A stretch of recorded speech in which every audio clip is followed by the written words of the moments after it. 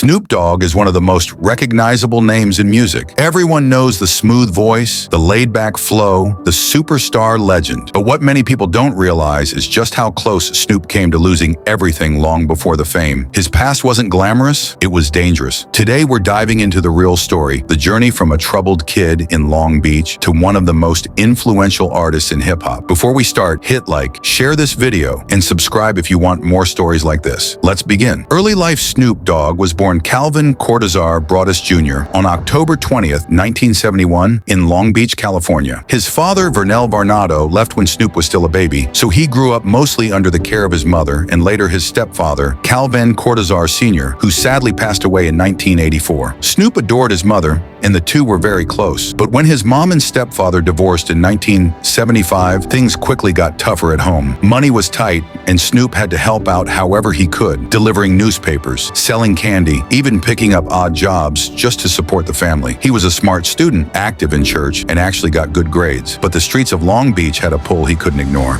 Gangs and trouble. As a teenager, Snoop drifted into the local gang scene, becoming involved with the Rollin' 20s Crips. His mom tried again and again to pull him out of that lifestyle, but the environment was stronger. By the time he was 17, things hit a breaking point. His mom kicked him out because he kept bringing gang members into the house. Snoop spent nights sleeping in his car, and one day that car got impounded. When the police checked inside, they found drugs, a stash he kept there because he had nowhere else to hide them. From that point, Snoop was in and out of jail for several years. He later admitted that during this time, he thought he would either end up dead or locked away forever. Leaving the gang wasn't simple. He worried the streets would retaliate against him or even his family, but he had one escape. Music becomes the way out. Even during the chaos, Snoop always loved music. In school, he used to rap in the hallways and crowds would form around him. Even the principal stopped to watch. He said that attention made him feel like he had a real gift, something bigger than the streets. Word about his talent eventually reached Warren G., Dr. Dre's stepbrother. Warren played Snoop's tapes for Dre, and that moment changed everything. Dre saw something special and signed Snoop to Death Row Records. From there, the two started creating together, and the impact was immediate. Blowing up Doggy Style. In 1993, Snoop released his debut album, Doggy Style. It exploded onto the scene, debuting at #1 on the Billboard 200 and selling more than 800,000 copies in the first week. Songs like Gin and Juice and Who Am I, What's My Name went viral and cemented Snoop as a rising superstar. His fame skyrocketed almost overnight, but right when he reached the top, everything took a dark turn. The murder trial.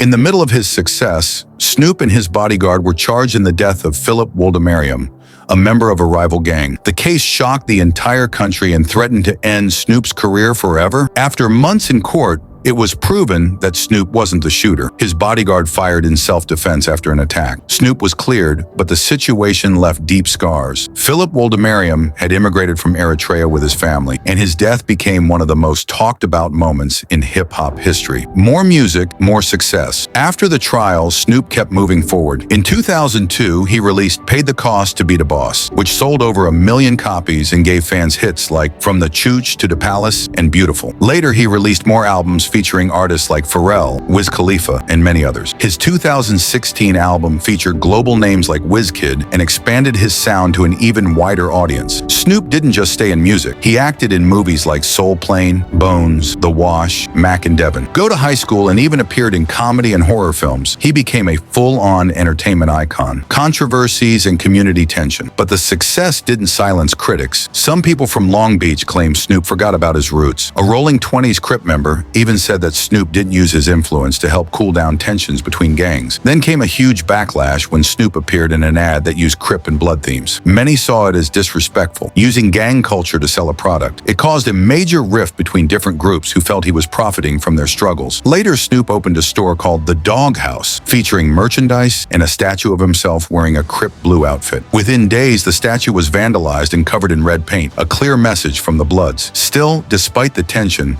Snoop remained respected across many neighborhoods. Even the toughest gang members often said he became the voice they never had. Legacy Snoop Dogg earned over $23 million from album sales in the US alone, and his global sales reach over $35 million. His influence stretches far beyond music. He shaped culture, fashion, entertainment, and even the way rap sounds today. After everything he survived, Snoop Dogg didn't just become a star, he became a symbol of transformation. Outro. And that's the story of Snoop Dogg's rise. Let me know in the comments which artist or story you want me to cover next. Also tell me your favorite Snoop song. Thanks for watching. Until next time, stay safe and stay inspired.